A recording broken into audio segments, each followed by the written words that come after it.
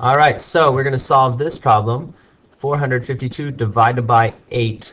To see what I'm going to do is I'm going to use traditional algorithm, or some call it long division. Now 452 is my dividend, so that's going to go underneath my little house here. And 8 is my divisor, so it's going to go to the side right here. So I have 452 divided by 8. Now to start out, I put my multiples of 8 here, which 8 is my divisor, so I put all my multiples of 8.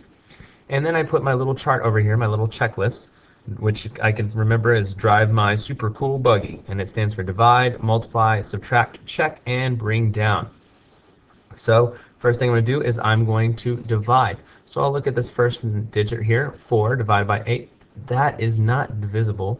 So I'm going to have to go and I'm going to extend it to 45.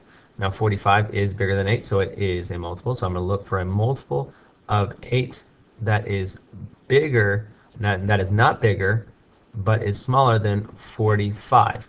And so I'm going to go to 40. 40 is a multiple of 8, and it is smaller. So 45 divided by 8 will be 1, 2, 3, 4, 5. And now I'm not going to put this 5 here. I have to put it above the smallest digit that I'm dividing by. So 45 divided by 8 is 5. So now I have divided. Now I'm going to multiply. I can put this little multiplication sign up to help me to remember. 5 times 8 is 40. So now I can see that I've multiplied. And my next step is subtract. So 45 minus 40 is 5. 5 minus 0 is 5. 4 minus 4 is 0. So I subtracted. Check. Is 5 smaller than 8? Yes, it is. So I'm okay. If it's not smaller, I did something wrong and I need to erase here and start over. But I did it correctly because 5 is smaller than 8.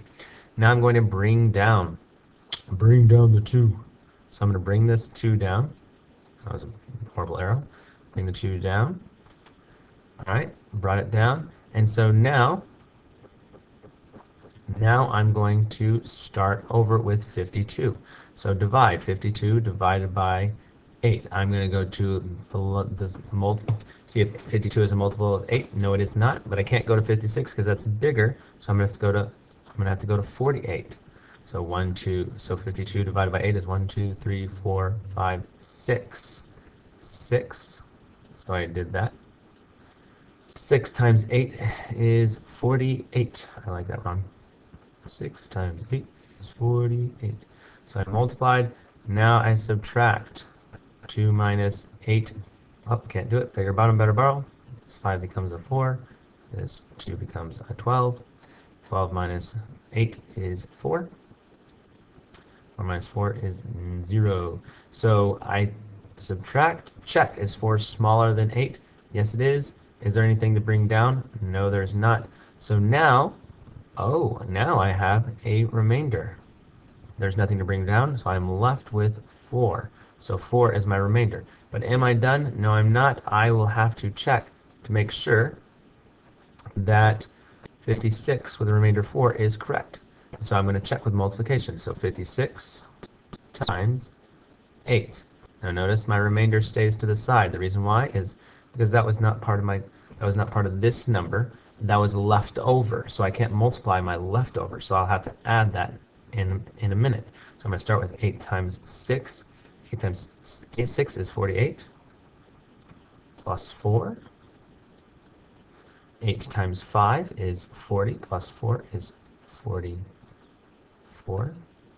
Now notice that is not equal, but I still have to add my remainder or my leftover. So 8 plus 4 is 12. Carry the 1. 1 plus 4 is 5. And then 4 plus nothing is 4. So 452. That does match. And so I know that my quotient of 56 with a remainder of 4 is correct. All right. That's how we can use traditional algorithm to solve this problem, 452 divided by 8.